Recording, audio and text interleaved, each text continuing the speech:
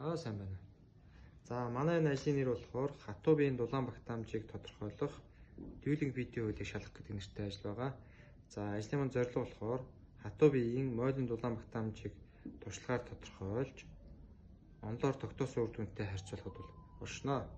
За хэрэглэх багаж болохоор ойролцоо эзлэгүнтэй янз бүрийн хатуу бие. За тэнд болохоор энэ төмөр, хөнгөн цагаан гэдэг хоёр биеийг бол ашиглах юм байна. За калориметр, за мензург, жим буюу динс тийм ээ, динс, халагч, хямсаа, термометр, цэвэр ус эдгээрийг ашиглаж бол туршилтаа хийя.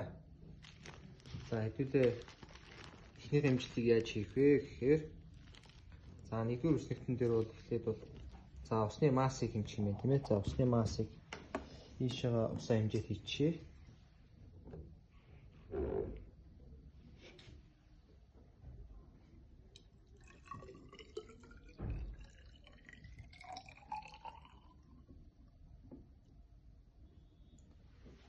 За усаа хэмжихт мензурк хэмжихтэй бол тэгшин газар дээр гадарга дээр тавиад тийм ээ.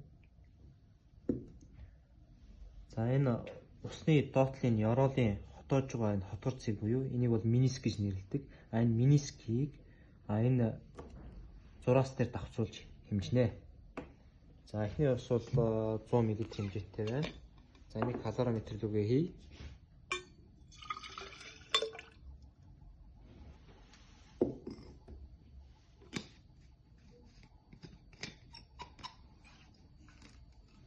За одоо калориметрийн температурыг хэмжиж. За энэ тогтчих хооронд ийшээ дахиад нэг 100 мл ус хэмжээ хийчихье.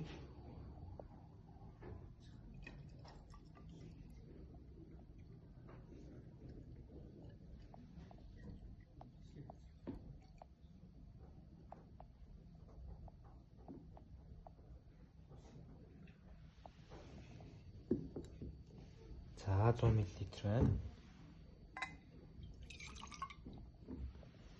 За энэ температурыг бас хэмжиж.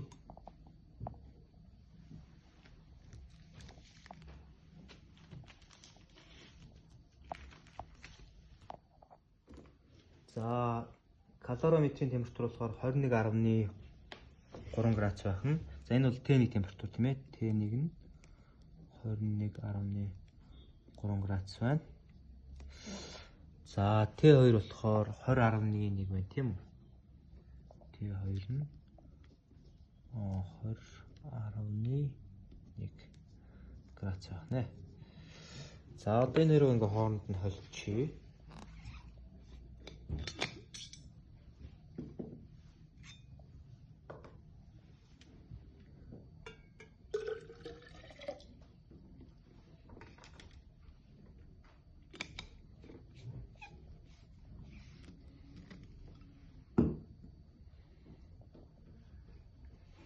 За сая ингээд хоёр ус маань ингээд хоорондоо холигдоод нэгсэнд бол усны молекулууд ингээд хөдөлгөөнд орсон байна тийм үү. За энэ ингээд хөдөлгөөн нь айж ингээд тогтворж жаад тэнцвэржээд ирнэ тийм ээ. За тэр үед бол энэ температурыг хэмжих нэ.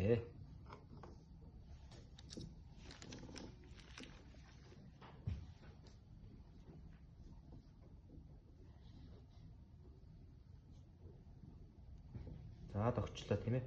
За 19.2. За энэ бол тета хан тийм ээ. Тета маань болохоор 19.2 градус байна.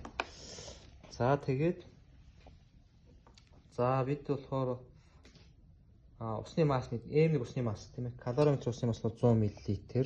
За Т1 температур нь болохоор 21.3 градус. За М2 масс нь болохоор 100 мл. Энэний масс тийм ээ 100 мл. За температур нь болохоор 20.1. За энэ хоёрын холцын температур болохоор 19.2. За тетаг энд бол бичгэнэ.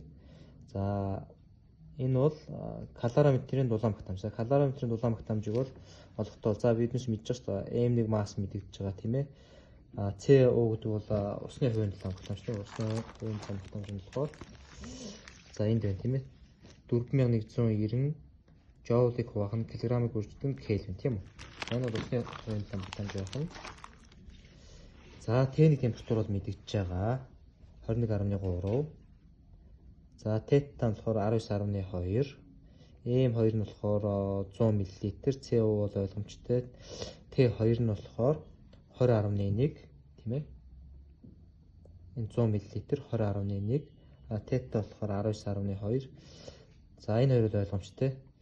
Эднээс мэдэгдэж байгаа юм чинь бол калориметрын дулаан багтаамж бол олж болно тийм үү? За ингээд туршлагыг бол 5 удаа хийн. 5 удаа хийгээд тусад нь бол хувийн дулаан багтаамж бол калорийн хувийн дулаан багтаамж болж болох нэ. За олонсын нутгаа бол нэмээд дундчлаад энэ ард нь бол бичгэнэ шүү дээ. За ингээд бол эхний туршлага дуусчлаа тийм ээ. За хоёр дахь туршлагыг болохоор хоёр дахь туршлагыг яаж хийх вэ гэхээр за дахиад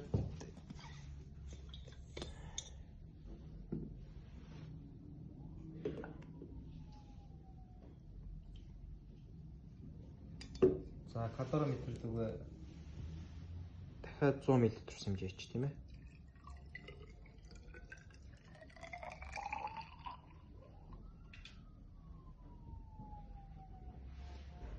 За 100 байна.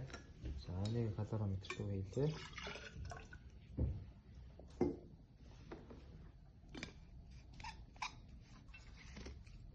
За энэ температурыг хэмжиж.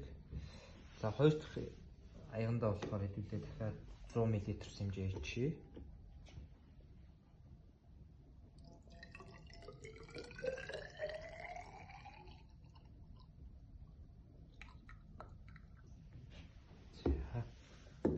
За 100 тийм ээ.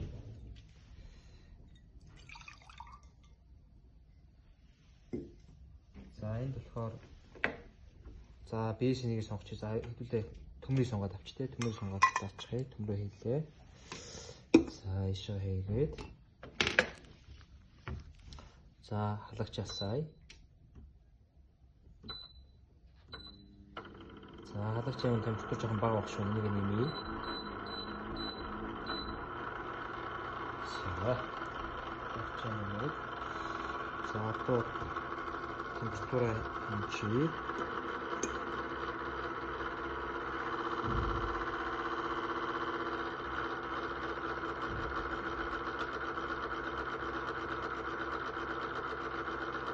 За бие маань халж эхэлж байна тийм үү? За хэдүүлээ энэ бие болохоор 60-аас 70 градусаар халаагаад хэмжлэгээ хий. За хоёр дахь бие маань бол халж байна тийм ээ? За халаад за 60 градусаар хангаж босгоё. За 60 болчлоо пилитонтойгоор гаргаад тавьчихна ш тийм үү? За одоо температураа тогтолж байгаа хөлөө.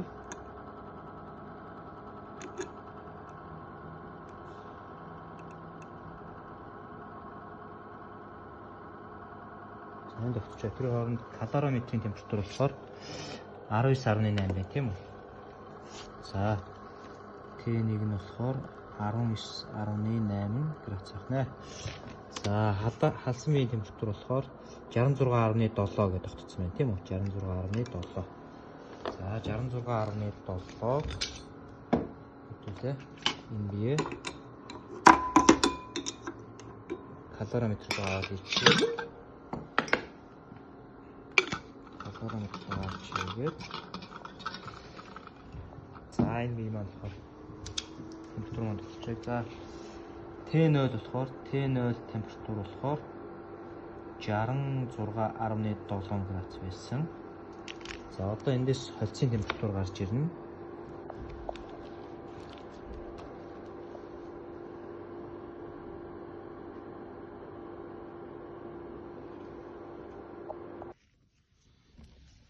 За холцын маань температур бол тогтцсон байна тийм ээ.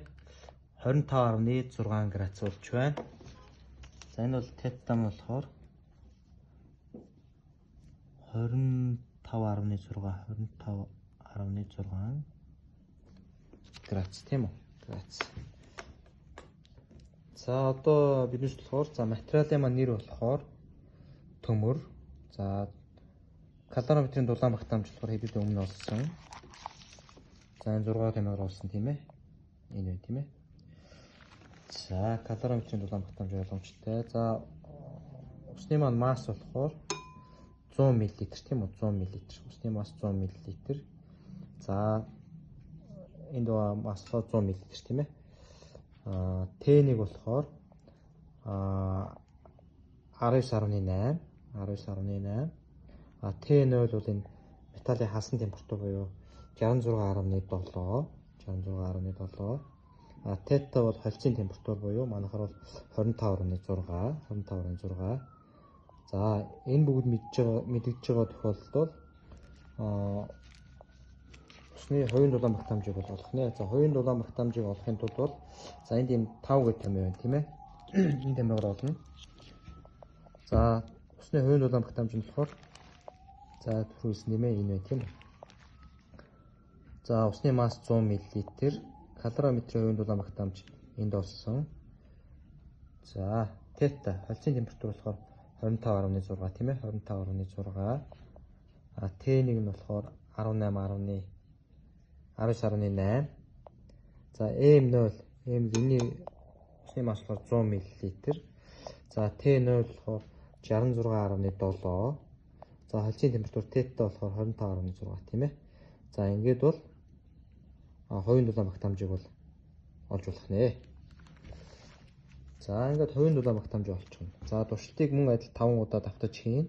За тэгээ энэ 5-ыг нэмээд дундчлаад энэ ард нь өчнэ. За энэ доотлын үснэгтийг бол энэ материал сольж байгаа төнгөн цагаанаа халаагаад энэ хоёр туршилтыг бол хийх нэ. Хоёр туршилтыг хийнэ. За гурав хэмжилтэн дээр болохоор за энэ абсолют алдаа тийм ээ. Дулаан багтаамжаараа абсолют алдаага олох юм байна. За харьцангуй алдаага олох юм байна. За 3 дугаар хэсэг дюйлинг видео үлийг шалгах. За дюйлинг видео үлийг шалгахдаа бол за хувийн дулаан багтаамжийн дунджаа μ0 μ гэдэг бол молтой тийм ээ. Мольтойгоор үржүүлэхээр туршилтаар олж байгаа молийн дулаан багтаамж бол олдно. За ингэ бодчих юм байна. За энийг онлоор бол ингэж олж чинь тийм ээ. За онлоор бодоод туршилтаа бол харьцуулнаа. Энэ 2 дугаарыг болохоор хөнгөн цагаанаар авсан 2 дугаар видео бас тооцоо хийгээд ингээд 2 дугаар биеийг бол тооцоо хийх нь. За ингэж хийж дуусгаад C0-оор болохоор хувийн дулаан багтаамжаараа график зурна. За мөн адил калориметрийн багтаамжаар болохоор бас график зурх юм байна. За тэгээд энэ графикуудаа зурчаад за энэ хяналтын асуулт тийм ээ. Энд бол хариулна. За эндээ хариулаад за энэ бүгд чинь бүгдээрээ бэлэн болсон гэж үзэх юм бол 2-7 хоногийн дотор А4-ийн цаасан дээр тайлын хэлбэрээр бичээд тэр тухайн лаборатори орж байгаа багштай бол хүлээлгэж өгнө. За анхаарал тавьсанд баярлалаа.